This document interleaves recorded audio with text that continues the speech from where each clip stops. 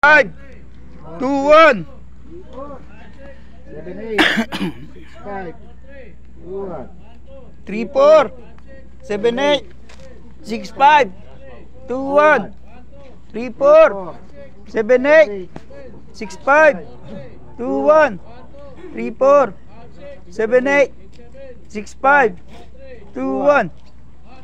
3, 4, 7, 8, 6, 5, 4, 3, 2, 1.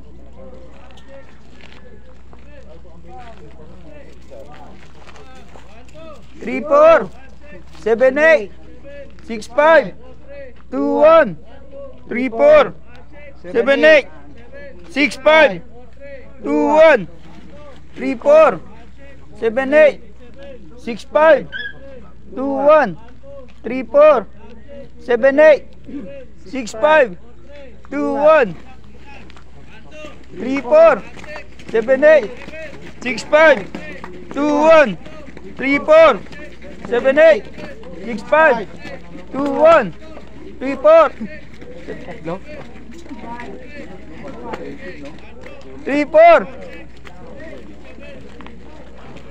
2, 1. Babae. Extractor niya. Ma'am Babes, kaya mo si ma'am.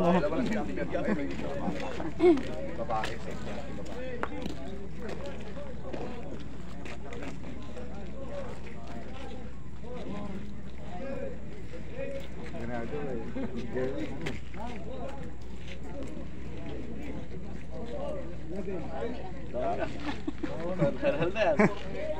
Tagal lang, dami yan. Hindi nagtatarungan. Ano na? 16 ka.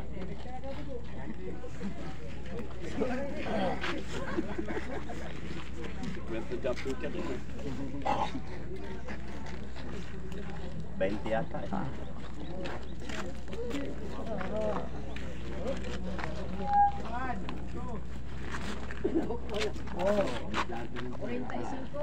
Next. 49, 50, 51, 2, 3, 4 55 55. 55, good morning. So, thank you at successful yung drill natin kahapon. Nalakas yung tenga ko eh. 56 pala. Safe.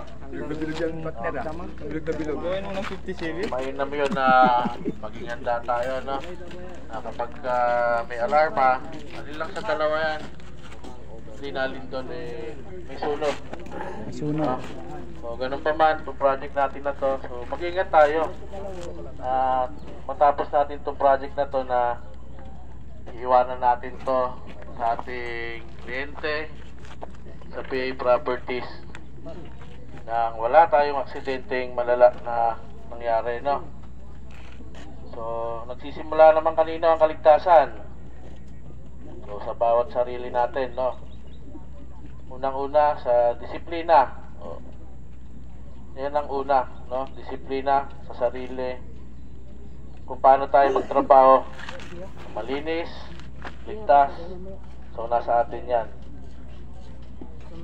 To all heavy equipment operator, ganun pa rin palagi. Check ninyo yung mga equipment ninyo bago gamitin. Para safe. Baka mamaya gagamitin na lang natin, wala palang preno. No?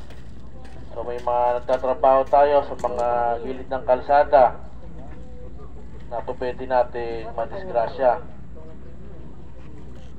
At sa mga nag-i-spatter naman, so, bantayan yung maigi. No?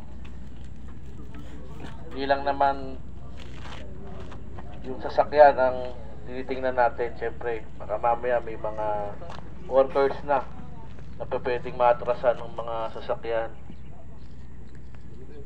So, wag naman sana mangyari sa atin yon, no? Sa ibang side, so hindi naman work related, kaya lang sinasabing disiplina sa sarili. Kagaya niyan, so mainit, so pwedeng may stroke. So palagi kayong uminom ng tubig, no? So yun lang naman, hindi tayo naglalaro dito, kumbaga ganito lang tayo. Tuwing umaga, nagtutulbox tayo. Pero, matapusin natin itong project na to na wala tayong disgrasya. Kaya pa natin yan, mga kasama? Kaya po ba? Yes, sir! So, kahit ganito lang tayo pag nalipat tayo ng ibang project. So, malis tayo rito. Wala tayong record, no? Bad record pagdating sa safety performance. No? So, akalain niyo kahit ganito tayo, nasa 90% yung ano natin, scorecard pagdating sa safety. So, huwag natin baliwalain yon. Yung mga unsafe act na ginagawa natin, huwag niyong gagawin. Hanggat maaari, huwag kayong magso-shortcut sa trabaho. Na kung ano yung tama, yun ang gawin para hindi madisgrasya. No?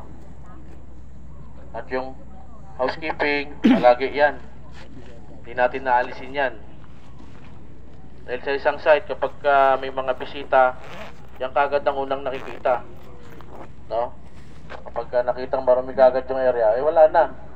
Bagsak na kagad tayo. Kaya pagdating sa hapon, yung mga hindi nag-OT, huwag naman sana magmadaling umuwi. Maglaan kayo ng paglilinis, no? Doon sa mga area ninyo.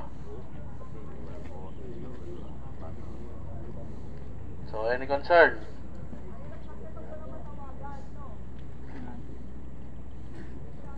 So, yun, tayo na po.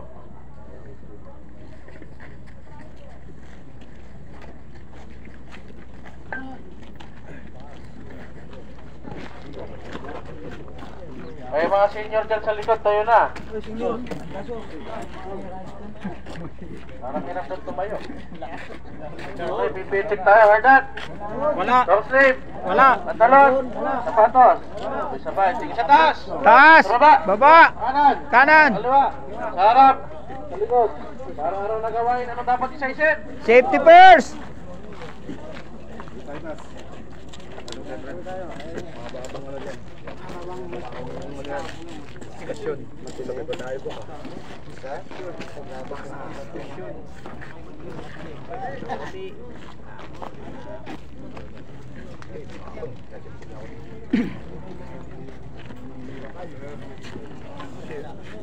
Manol, wala, walang katot. Ay, walang